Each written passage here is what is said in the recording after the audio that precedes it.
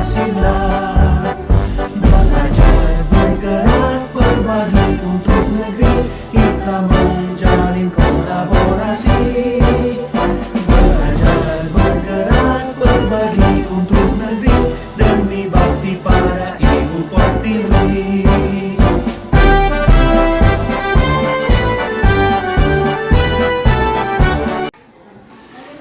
Bismillahirrahmanirrahim. Assalamualaikum warahmatullahi wabarakatuh. Alhamdulillahirabbil alamin. Wassalatu wassalamu ala asrafil anbiya'i wal mursalin wa ala alihi wa ashabihi rasulillahi ajmain. Amma ba'du. Pertama dan utama sekali, marilah kita ucapkan puji syukur kehadirat Allah Subhanahu wa taala yang mana pada siang hari ini kita telah dapat berkumpul di kelas 6A dalam acara penyampaian budaya positif oleh Bu Fatma Sucitra.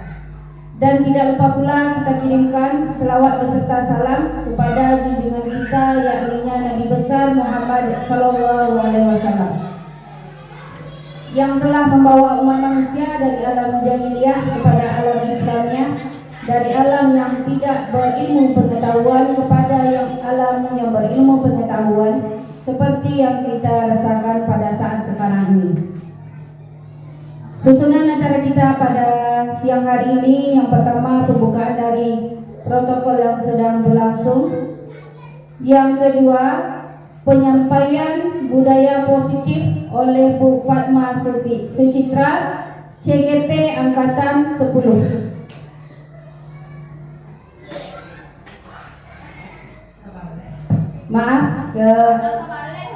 Penyampaian budaya positif oleh Bu Fatma Sucitra SPD Angkatan 11. Kepada Ibu Fatma Sucitra disilahkan. Terima kasih kepada Ibu Mariesis. Tidak apa-apa tadi disampaikan CGP Angkatan 10 karena memang di sekolah kita ada CGP Angkatan 10 pada saat sekarang ini. Terima kasih diucapkan kepada teman-teman yang sudah hadir pada hari ini. Langsung saja, bismillahirrahmanirrahim. Assalamualaikum warahmatullahi wabarakatuh. Pada kesempatan siang ini saya akan menyampaikan materi tentang budaya positif. Yang sebelumnya kita sampaikan dulu ya kata-kata penghormatan kita kepada ibu kepala sekolah yang sudah bersedia hadir di ruangan ini pada hari ini. Seterusnya kepada teman-teman rekan sejawat yang sudah hadir di kelas 6A pada hari ini.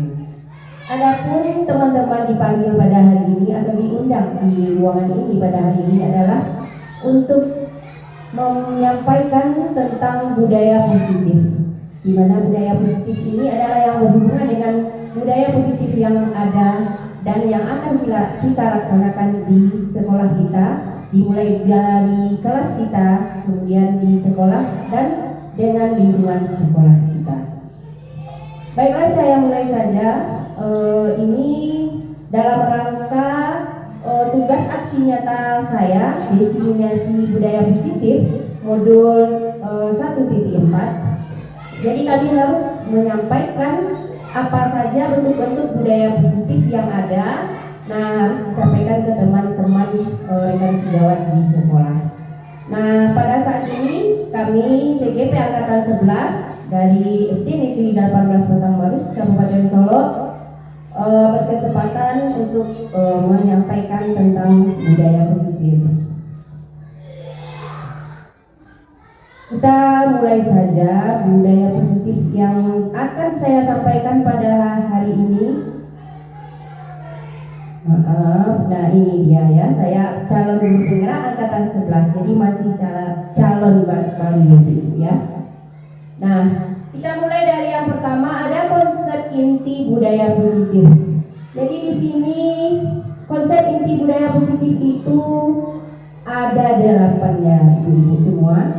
Yang pertama dimulai dari perubahan paradigma belajar. Artinya di sini kita harus mempunyai kita yang kita laksanakan di kelas kita. Kita jangan monoton dengan cara-cara belajar atau metode-metode belajar itu saja. Kemudian ada disiplin positif, artinya di sini disiplin yang kita terapkan haruslah bersifat atau berbau hal-hal yang positif. Kemudian ada nilai-nilai kebajikan. Nilai-nilai kebajikan ini harus kita miliki di kelas atau di lingkungan sekolah kita dan sesama rekan sejawat kita. Kemudian nanti ada kebutuhan dasar manusia. Nah, ini kebutuhan dasar manusia ini lebih ke lingkup kita sebagai pendidik dan kepada anak murid kita. Setelah itu motivasi perilaku, motivasi apa yang akan kita ketahui setelah ibu-ibu nanti mendengarkan tentang budaya positif yang akan saya sampaikan. Seterusnya ada posisi kontrol. Nah, ini adalah posisi kontrol kita sebagai seorang guru. Nanti kita akan tahu kita berada di posisi kontrol yang mana. Ini artinya kontrol kita terhadap anak didik kita. Selanjutnya ada keyakinan kelas. Nah, ini keyakinan kelas bagi wali kelas. Ada nanti ibu-ibu akan bisa tahu bagaimana caranya kita supaya bisa kita membentuk keyakinan kelas. Semua kita harus punya keyakinan kelas biar pembelajaran berlangsung dengan nyaman, aman, dan tertib. Baru terakhir nanti ada segitiga restitusi ya Bu ya. Apa itu segitiga restitusi? Nanti kita sama-sama akan mengetahui apa itu yang dimaksud dengan segitiga restitusi dan apa manfaatnya bagi kita semua. Nah, kita mulai dari pembelajaran dengan paradigma baru. Apa itu pembelajaran dengan paradigma baru? Adalah pembelajaran yang dirancang berdasarkan pembelajaran berdiferensiasi sehingga para peserta didik belajar sesuai kebutuhannya berdasarkan tahap perkembangan sesuai teori psikologi modern untuk mewujudkan profil belajar Pancasila. Nah, jadi di sini kita harus bisa merancang prinsip-prinsip pembelajaran atau metode-metode pembelajaran sehingga nanti anak didik kita belajar dengan senang, menyenangkan, aman, tentram, dan membuat mereka lebih tertarik pada pembelajaran. Karena sesuai dengan teori KHD, kita itu harus mengikuti alur pembelajaran pada saat sekarang ini sesuai dengan prinsipnya, sesuai dengan kodrat alam dan kodrat zaman. Nah, jadi kita harus mengikuti kodrat alam sekarang dan kodrat zaman sekarang. Nah, dalam artiannya kita bukan harus selalu mengikuti zaman anak-anak didik kita sekarang ya ibu-ibu, bukan. Artinya kita harus mampu bersosialisasi, mengadakan pembaharuan, bagaimana cara-cara kita menghadapi murid-murid kita pada zaman sekarang ini. Karena dari zaman ke zaman murid-murid itu selalu ada perubahan-perubahan baik dari segi tingkah laku maupun dari cara-cara mereka belajar. Nah, ini yang dimaksud dengan untuk mewujudkan profil belajar Pancasila. Nah, sekarang kita sudah tahu, sebelumnya saya juga sudah menyampaikan apa itu profil belajar Pancasila yang kita harus miliki. Kita bisa melakukannya dengan pembelajaran dengan paradigma baru tersebut. Kemudian ada yang kedua, disiplin positif. Di sini disiplin berasal dari kata disiplina yang artinya belajar. Jadi di sini disiplin itu belajar ya. Namanya saja disiplin, belajar untuk sabar, belajar untuk lebih aktif, belajar untuk menghadapi anak yang mungkin tingkah lakunya tidak sesuai dengan yang kita harapkan. Jadi kita harus memang dituntut untuk lebih banyak lagi belajar. Nah, itu dari segi tingkah laku. Nah, nanti belajarnya kita juga belajar bagaimana caranya biar anak-anak tidak merasa jenuh, bosan dengan pembelajaran yang kita berikan di kelas kita masing-masing. Disiplin mengacu pada disiplin diri yang memiliki tanggung jawab terhadap apa yang dilakukannya berdasarkan nilai-nilai yang diyakini. Kemudian disiplin positif merupakan salah satu cara penerapan disiplin yang bertujuan untuk menumbuhkan kesadaran serta memberdayakan peserta didik tanpa imbalan penghargaan atau reward, ancaman atau hukuman. Nah, di sini artinya bagaimana kiat kita anak itu mau belajar tanpa kita mengiming-imingi dengan imbalan reward. Anak itu mau mengerjakan tugasnya tanpa kita ancam. Anak itu mau mengerjakan segala sesuatu hal tanpa takut kena hukuman. Bukan berarti selama ini kita selalu mengancam dan menghukum anak, tapi kan biasanya anak-anak mau melakukan sesuatu hal, kalau dia ayo kerjakan, nanti ibu kasih hadiah. Siapa yang mau rapi dapat hadiah. Kan biasanya kita seperti itu. Nah, di sini paradigma baru itu bagaimana caranya biar kita tidak melakukan hal-hal yang seperti ini lagi.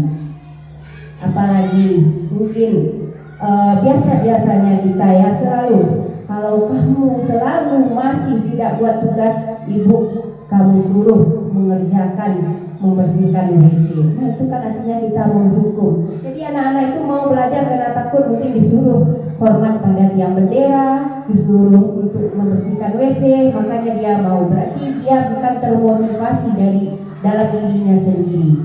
Nah, itu yang akan kita ketahui hari ini. Bagaimana caranya biar anak-anak itu bisa belajar dengan kesadaran diri sendiri, artinya motivasi diri sendiri. Itu tidak bisa terlaksana hanya satu sisi saja. Jadi ada timbal baliknya. Kita sebagai guru juga harus punya kiat-kiatnya.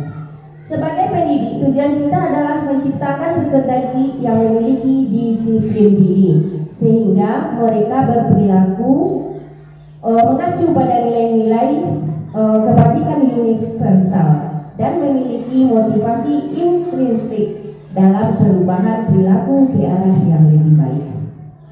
Jadi kita memang tujuan kita di sini tidak ada ya ibu yang jelek.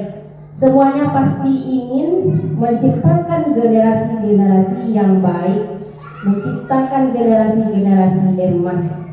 Tak ada niat kita sebagai seorang guru yang ingin anak-anak ini menjadi anak-anak yang tidak terpakai nanti di lingkungannya, di masyarakat. Nah, kita berharap anak-anak didik kita ini berguna bagi keluarganya, berguna bagi nusa dan bangsanya. Itu harapan kita ya ibu. Apakah harapan saya sama dengan harapan ibu semua? Ya, sama ya ibu ya, karena kita seorang pendidik. Jadi kita harus menciptakan anak-anak yang berubah ke arah yang lebih baik. Selanjutnya ada yang nilai-nilai kebajikan ya ibu. Di sini nilai kebajikan adalah nilai yang disepakati bersama. Nah, ini kata kuncinya, bersama. Artinya dalam bersama itu terlepas dari suku bangsa, tanpa membeda-bedakan suku bangsa. Karena kita di negara Indonesia ini banyak sukunya. Kemudian agama, bahasa maupun latar belakangnya. Jadi nilai-nilai kebajikan yang disepakati, nah ini khusus untuk di kelas kita, itu tidak boleh memandang-mandang. Misalnya kita membedakan, nah menurut kamu bagaimana nak? Karena anak ini cantik, kita terima sarannya. Kemudian anak yang mungkin kurang cantik atau dia di dalam pembelajaran kurang bagus, kita tidak terima nilai-nilai kebajikan yang dia nanti beri. Apa itu nilai kebajikan ini? Nanti ada dikasih anak-anak itu atau diusulkan oleh anak-anak kita dalam kita mengambil keyakinan kelas nanti. Jadi kita semua harus menerima apa saja nilai kebajikan yang disarankan oleh anak kita di kelas kita. Nah, ini khusus untuk kelas kita ya. Lanjut ke poin berikutnya, kebutuhan dasar manusia. Nah, sebagai manusia kita punya kebutuhan dasar ya ibu ya. Apa itu kebutuhan dasar manusia? Terlebih dahulu kita ketahui adalah segala sesuatu yang kita lakukan untuk mendapat keinginan. Jadi di sini kata kuncinya keinginan. Apa ingin kita? Misalnya kita mau menjadi seorang guru, tentulah dari dahulu kita belajar dengan giat, belajar dengan rajin, dan tentu keinginan kita tercapai. Begitu juga dengan anak-anak kita. Mereka akan melakukan segala cara untuk mendapatkan keinginan mereka. Seluruh tindakan yang kita lakukan memiliki tujuan tertentu, dan semua usaha terbaik yang kita lakukan adalah dalam rangka agar kebutuhan dasar kita terpenuhi dengan baik. Nah, itu tujuan. Nah, di sini ada tujuan.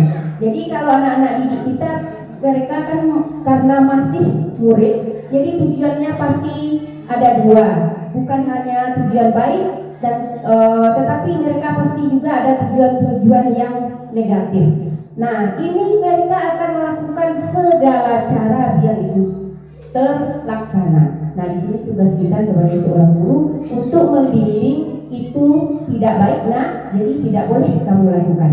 Nah, di sinilah tugas kita nanti melaksanakan budaya positif untuk mereka memenuhi kebutuhan dasar mereka sebagai seorang murid.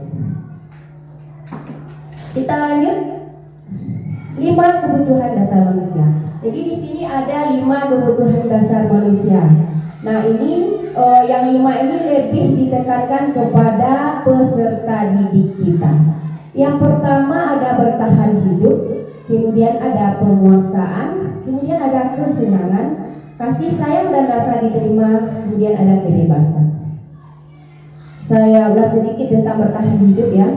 Mungkin ibu-ibu bertanya, mengapa pula ini murid-murid ingin bertahan hidup?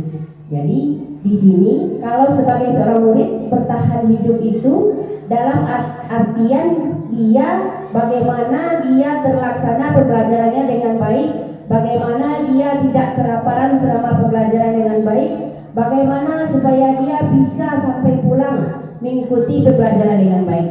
Nah, di sini saya contohkan misalnya kalau bertahan hidup itu pas jam istirahat pasti ibu-ibu melihat ada anak-anak yang makan. Nah, di sini nanti akan terlihat kebutuhan bertahan hidupnya pas ada makan bersama itu. Kalau seandainya ada anak yang tidak membawa bekal, pasti dia akan dengan segala cara meminta bekal temannya. Itu termasuk salah satu kebutuhan bertahan hidup. Ada yang mungkin dengan meminta dengan lembut, ada yang dengan cara paksa, ada yang langsung dirampas. Nah, ini tidak lepas dari kebutuhan bertahan hidup. Kemudian penguasaan. Nah, penguasaan dalam pembelajaran ini kita harus lebih memberikan anak ruang yang sebaik-baiknya, seluas-luasnya bagi semua murid kita. Apa itu, Bu? Semua anak berikan kesempatan ibu-ibu, memberikan ide, memberikan pendapat. Semuanya kita persilahkan. Jangan hanya anak yang itu saja yang kita minta pendapatnya. Jadi di sini kita harus memberi kekuasaan. Jadi artinya bukan mendapat kekuasaan pada satu kelas, bukan. Anak merasa ikut berkuasa di kelasnya karena dia diminta pendapatnya, diberikan kesempatan pada saat pembelajaran oleh ibu gurunya. Kemudian ada yang kesenangan. Nah, ini kesenangan kita sebagai seorang guru harus bisa memberi rasa senang kepada murid-murid kita. Janganlah kita membuat anak-anak kita belajar dengan kita merasa terpaksa, belajar dengan kita karena rasa takut, mau mengerjakan tugas karena takut nanti dimarahi sama ibu gurunya. Jangan. Jadi kita harus menciptakan kesenangan. Bagaimana anak-anak itu senang dia belajar matematika? Bagaimana caranya biar dia senang belajar IPA? Bagaimana caranya murid kita belajar senang dengan diri kita sendiri? Kemudian kasih sayang dan rasa diterima. Nah, ini yang paling penting ya. Kasih sayang, kita harus selalu memberikan kasih sayang yang sama pada murid-murid kita. Begitu juga dengan sesama teman. Jangan lupa selalu mengungkapkan rasa kasih sayang. Nah, ini kasih sayangnya dalam tanda kutip. Karena saya sebagai guru kelas tinggi, jadi kasih sayangnya dalam tanda kutip ya ibu ya. Harus selalu memelihara kasih sayang sesama teman. Kalau dari guru juga harus perlakukan anak kita sama semuanya. Perlakukan dengan kasih sayang.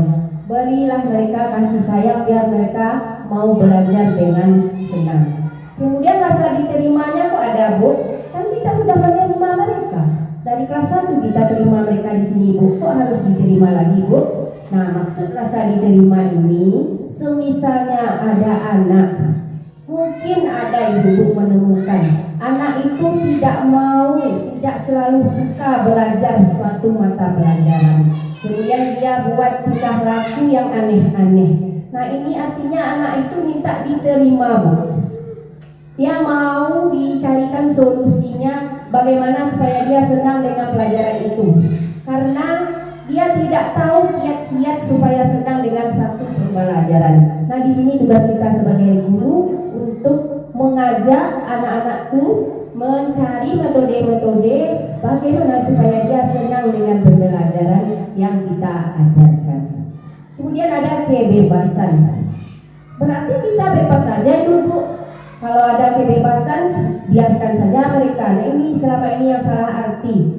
Selama ini bebas di kurikulum merdeka itu artinya bebas memilih mata pelajaran mau apa yang mau dipelajari. Bukan itu artinya ya Ibu. Kebebasan itu kita memberikan kebebasan pada anak-anak, Bu. Kalau pas di pembelajaran IPA nanti kan kita belajarnya tentang organ tubuh, Bu. Bagaimana kalau kita lakukan seperti ini, Bu? Kita terima saran anak kita telaah, kalau baik kita laksanakan. Itu yang artinya kebebasan. Jadi bukan artinya kebebasan, oh saya nggak suka matematika, Bu, saya mau belajar IPA saja. Bukan seperti itu. Jadi kebebasan di sini adalah kebebasan mereka berpendapat di dalam pembelajaran. Lanjut, motivasi perilaku manusia. Motivasi perilaku manusia ini ada dua ya Ibu. Yang pertama ada ekstrinsik dan ada intrinsik. Nah, yang ekstrinsik ini dari luar, intrinsik dari dalam. Kita lihat dulu yang dari luar. Untuk menghindari ketidaknyamanan, ada untuk mendapatkan imbalan penghargaan dari orang lain. Nah, ini anak-anak termotivasi, Bu. Ada motivasinya untuk belajar. Untuk apa? Dia punya motivasi biar nanti dia nyaman. Kan ini menghindari ketidaknyamanan. Kalau kita tidak belajar, nanti kita diberi sanksi oleh ibu guru. Kalau kita tidak rajin belajar, nanti kita tidak dipuji oleh ibu guru. Nah, kemudian yang penghargaan dari orang lain dan imbalan. Saya harus rajin belajar, biar saya menjadi anak yang juara, biar saya peringkat 1, biar saya dapat hadiah, biar saya dapat reward. Nah, itu dari luar, Bu. Jadi bukan motivasi dari dirinya sendiri.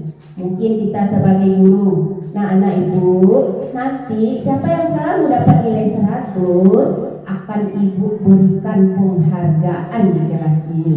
Nah, dia termotivasi bukan dari dirinya sendiri, karena mengharap imbalan yang akan kita berikan. Nah, itu artinya motivasinya dari luar. Bagaimana dengan motivasi dari dalam diri sendiri?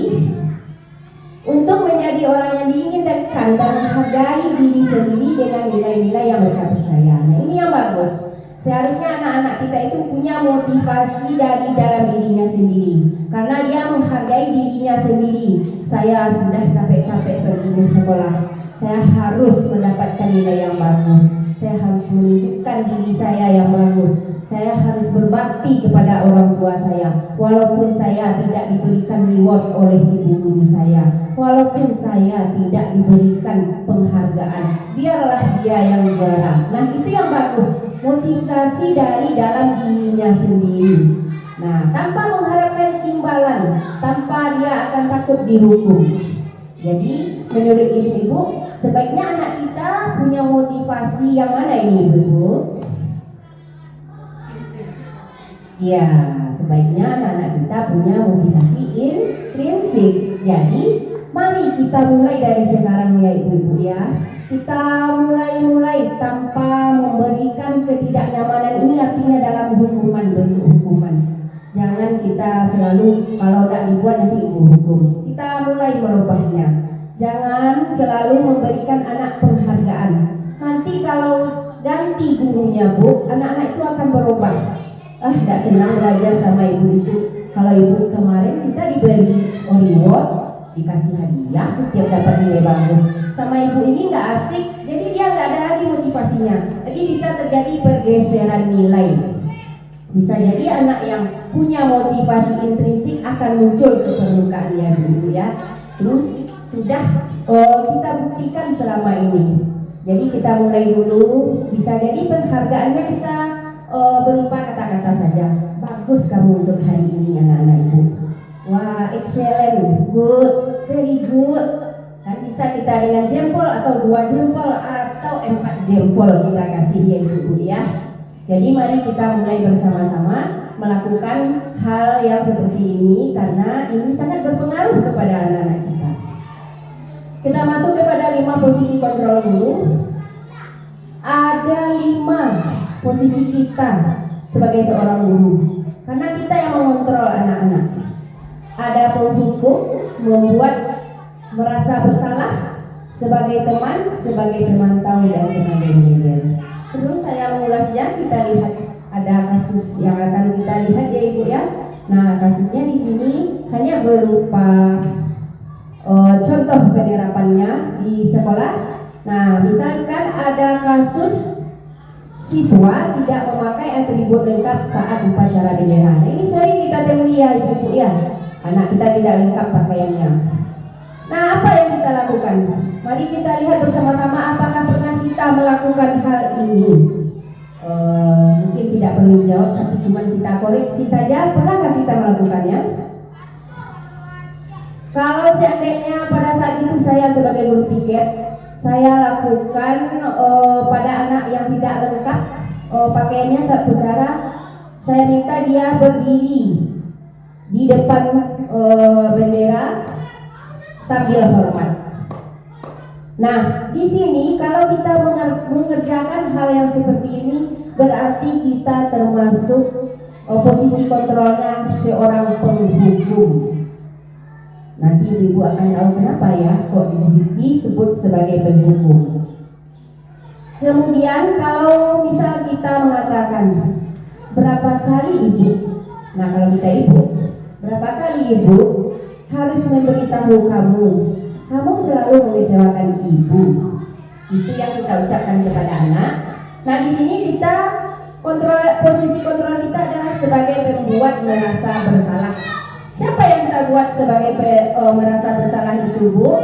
Si murid kita tadi, bukan kita ya, si murid tadi. Nah ini kalau di ibu yang ketiga, mungkin Senin berikutnya beda lagi ibu piketnya. Ayo dong ikuti aturan sekolah. Tolong bantu ibu bapak ya sekali. Ya sudah tidak apa-apa. Lain kali jangan sampai berbuat seperti ini lagi ya. Nah ini ada 3 kata-kata. Tolong bantu ibu bapak ya sekali. Kemudian ada ya sudah tidak apa-apa. Mungkin ya sudah tidak apa-apa, kita boleh saja dia masuk lagi anak-anak itu ya. Silakan kalian boleh masuk, tapi kita tidak memberi saran atau denda sanksi pada kesalahannya. Kita suruh saja dia masuk. Nah di sini kita posisi kontrolnya adalah sebagai teman. Kalau kata-katanya seperti yang dilakukan yang tadi. Tuh slide-nya. Kemudian ada yang keempat, kamu sudah melanggar peraturan sekolah. Kamu tahu konsekuensinya. Setelah upacara, kamu beli atribut ke kooperasi dan jangan diulangi lagi. Nah, di sini posisi kontrol gurunya adalah sebagai seorang pemantau. Artinya memantau-mantau saja ibu-ibu. Ya sudah, kalau kamu tak punya, nanti beli. Nah, besok pakai. Artinya seperti itu ya ibu. Kemudian ada yang terakhir sebagai manajer. Apa kata-kata guru sebagai seorang manajer kalau menemukan siswanya tidak berpakaian lengkap pada saat upacara bendera? Nah di sini sebagai seorang manajer kita akan mengatakan kepada anak kita, apakah kamu tahu kesalahanmu? Kira-kira bagaimana kamu memperbaiki kesalahanmu? Nah, di sini artinya kita meminta anak itu mencari sendiri kesalahannya. Kemudian kita juga meminta dia mencari solusi penyelesaian dari permasalahan yang dia hadapi. Mungkin bisa jadi dia minta jawabannya, kesalahan saya pada hari ini saya tak punya pakaian lengkap Bu, karena tadi terburu-buru topi saya tertinggal. Nah, terus jawaban bagaimana kamu memperbaiki kesalahanmu? Saya berjanji besok akan tidak terburu-buru lagi Bu, saya akan lebih pagi lagi bangunnya Bu. Untuk sekarang saya akan melakukan hal seperti ini Bu, misalnya saya akan membeli topi di koperasi, atau saya akan melaksanakan pembelajaran dalam kelas. Saya bersedia Bu di dalam kelas berdiri saja dulu Bu belajarnya, tapi saya jangan ditinggal di luar ya Bu ya. Jadi itu penyelesaian dari masalah yang dia miliki. Artinya sebagai manajer kita tidak monoton langsung menghukum anak, tidak langsung mendikte anak, kamu salah, kamu harus seperti ini, kamu harus seperti ini. Artinya tidak harus selalu dia mengikut keinginan kita. Jadi sebagai manajer kita harus bisa juga memilah, artinya jangan yang bersifat negatif yang kita ikuti. Nah, kita lanjut keyakinan kelas ya Ibu ya. Saya yakin di sini Ibu semua sudah punya keyakinan kelas. Tapi saya juga akan menyampaikannya. Mengapa keyakinan kelas? Mengapa bukan peraturan kelas? Apakah di sini ada Ibu yang tahu mengapa bukan peraturan kelas? Mengapa keyakinan kelas? Apakah bisa Ibu? Ada yang bisa Bu? Ya, silakan Bu Sis. Keyakinan kelas itu kesepakatan kita dalam kelas itu antara guru dan murid. Sedangkan peraturan itu lebih tekankan kita yang menetapkan terhadap anak. Apakah Ibu yang lain ada yang mau menambahkan? Sama Ibu? Ya, berarti benar yang disampaikan oleh Ibu Maniensis tadi. Keyakinan kelas itu memang haruslah kesepakatan antara kita dengan murid. Semua murid ya Ibu, jangan hanya 1 atau 2 murid saja yang kita minta. Nah, kita mau buat keyakinan kelas, bagaimana caranya Nak? Apa yang mau kita buat Nak? Tidak. Nah, bedanya dengan peraturan kelas, kalau peraturan kelas kita saja yang buat, kita sendiri saja. Artinya anak-anak itu harus patuh pada apa yang kita katakan. Jadi di sini bedanya mengapa keyakinan kelas, mengapa bukan peraturan kelas. Jadi yang kita punya di kelas kita adalah keyakinan kelas. Jangan ada lagi peraturan kelas. Nah, ini ada cara-cara membentuk keyakinan kelas. Yang pertama harus bersifat abstrak. Kemudian pernyataannya universal, artinya itu untuk semua warga kelas. Kemudian pernyataan harus bersifat positif, jangan ada yang bersifat negatif. Sedikit saja agar mudah diingat. Nah, dalam artian kata-katanya jangan terlalu panjang. Kemudian sesuai dengan kondisi kelas dan sekolah. Sesuai dengan kondisi kelas. Nah, kalau di kelas rendah tidak mungkin sama dengan kondisi di kelas tinggi. Itu artinya dia harus sesuai dengan kondisi kelas. Kemudian sekolah juga berpengaruh. Di sekolah itu mungkin transportasinya kurang, sehingga mungkin anak kita sering datangnya agak telat. Jangan kita sepakati kehadiran sekolah kita 10 harus datang, sementara mereka alat transportasinya kurang. Kita lihat anak kita biasanya hadir yang banyaknya seperti apa, jam berapa. Nah, kesepakatan kelasnya hadir tepat waktu ini ya, dihadir tepat waktu. Jangan hadir tepat waktunya 7.15, kalau enggak kamu nanti ada sanksinya. Di keyakinan kelas pasti ada nanti sanksinya ya, Ibu-ibu ya. Itu yang sesuai dengan kondisi kelas dan sekolah. Jadi kita juga harus melihat kondisi kelas kita dan sekolah kita. Kemudian ada segitiga restitusi. Ada pula ya segitiga di pembelajaran Ibu ini. Iya ada Bu. Apa itu segitiga restitusi? Adalah proses dialog yang dijalankan oleh guru agar dapat menghasilkan murid yang mandiri dan bertanggung jawab. Nah, di sini kata kuncinya Ada dialog. Dialog seperti yang kita ketahui adalah pembicaraan, interaksi antara murid dan guru. Nah ini bisa satu orang guru dan satu murid, satu orang guru dan dua orang murid. Apa gunanya? Jadi bukan hanya berdialog-dialog saja, Bu. Ada gunanya nanti menghasilkan murid yang mandiri dan bertanggung jawab. Nah, di sini ada 3 hal yang kita lalui di segitiga restitusi. Yang pertama, menstabilkan identitas, kemudian validasi tindakan yang salah, menanyakan keyakinannya. Nanti ibu-ibu akan paham setelah ada videonya ditayangkan. Kita lihat dulu apa itu yang menstabilkan identitas. Berdasarkan prinsip membuat kesalahan adalah bagian dari proses pembelajaran. Jadi kesalahan ini harus dilalui dari proses pembelajaran. Jadi kalau berbuat salah itu juga adalah belajar.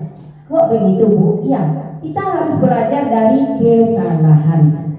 Kalau kita tidak pernah berbuat salah, maka kita tidak akan tahu, oh ternyata yang benarnya seperti ini. Berarti kesalahan, membuat kesalahan adalah juga proses dari pembelajaran. Tak mungkin kan anak-anak kita semuanya berbuat hal-hal yang baik. Pasti mereka ada berbuat kesalahan. Jadi itu proses, kita tidak perlu cemas menghadapi anak-anak yang selalu berbuat salah di kelas kita.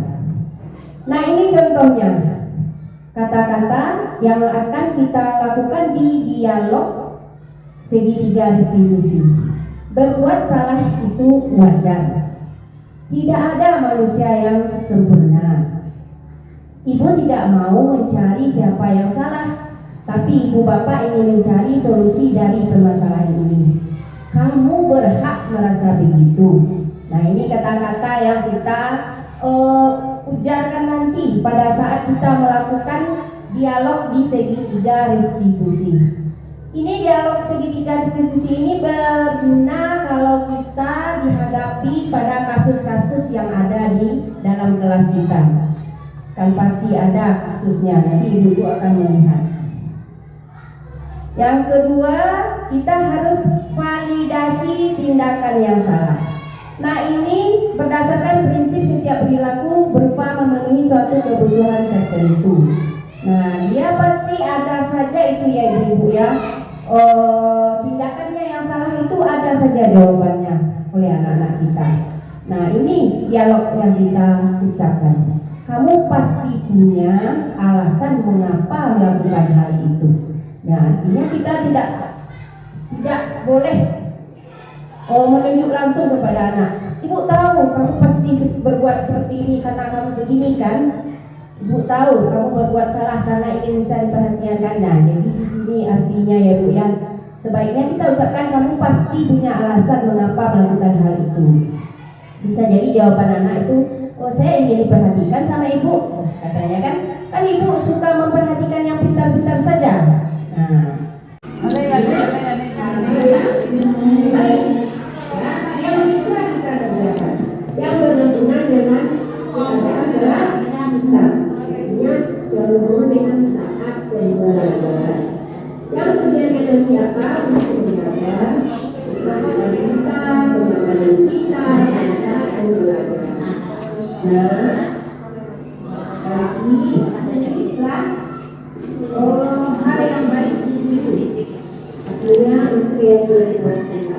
Bukan satu misalnya tentang perhatian. Nah, apa perhatian kita bagaimana itu?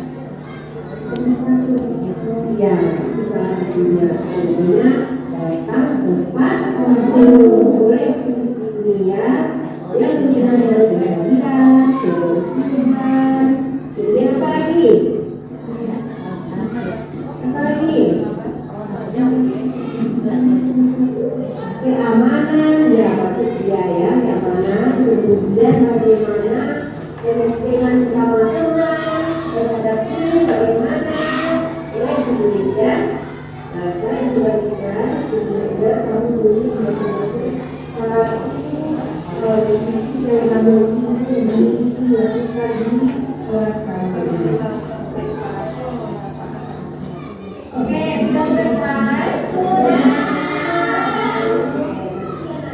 untuk giliran kita selalu bicarakan kata-kata positifnya untuk keyakinan kelas kita. Silakan Ibu dari Nabila terlebih dahulu.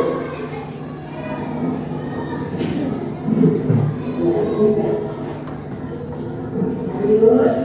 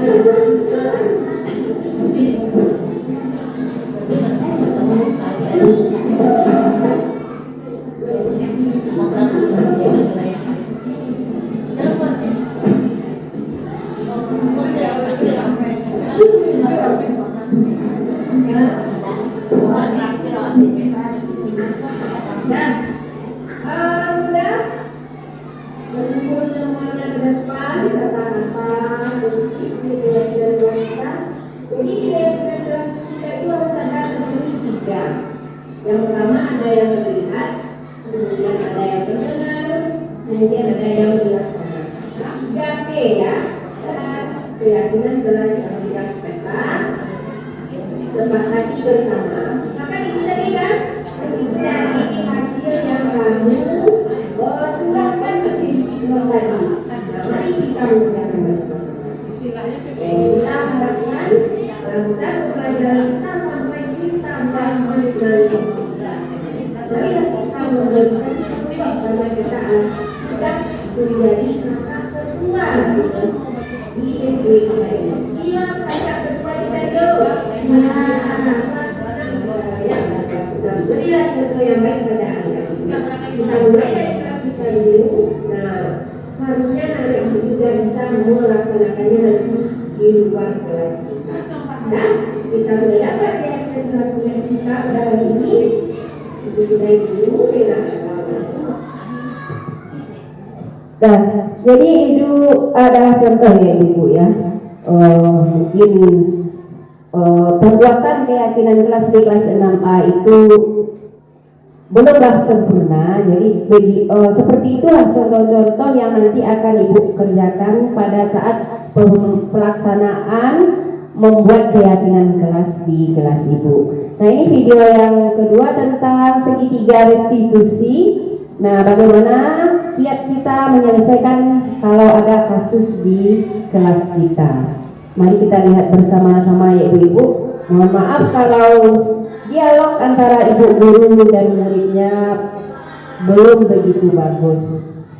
Nah, di sini ada kasus yang pertama, Hafiz dan Derby berbicara saat temannya mempresentasikan tugas.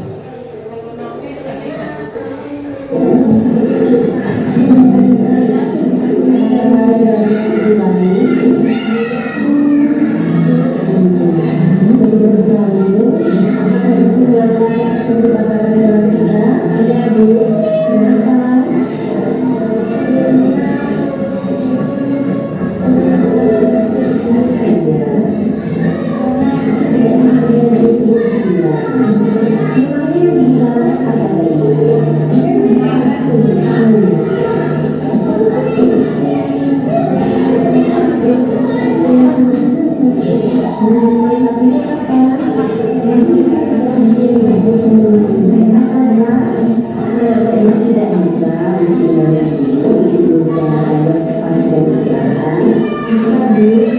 semua orang memang selalu semua orang pasti berjasa.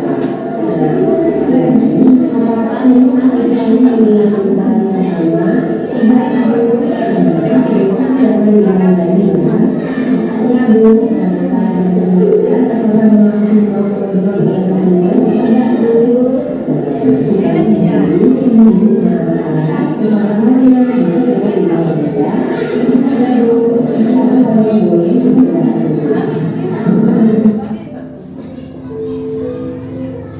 Nah, ini ada kasus dua orang anak perempuan yang terlambat karena menjemput bahan pembelajarannya pulang hingga dia terlambat masuk ke dalam kelas.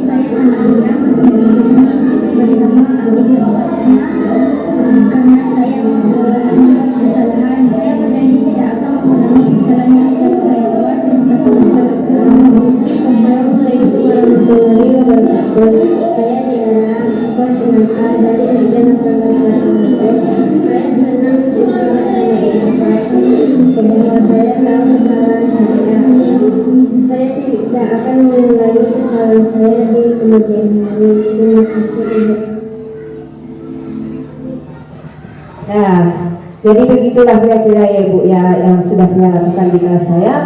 Penerapan budaya positif yang berhubungan dengan keyakinan kelas dan segitiga institusi yang sudah saya lakukan. Terima kasih Ibu sudah berkenan hadir di kelas saya pada hari ini. Sudah menemani saya selama setengah jam lebih. Dengan demikian saya akhiri saja penyampaian budaya positif saya pada hari ini dengan mengucapkan alhamdulillahirabbil alamin. Assalamualaikum warahmatullahi wabarakatuh.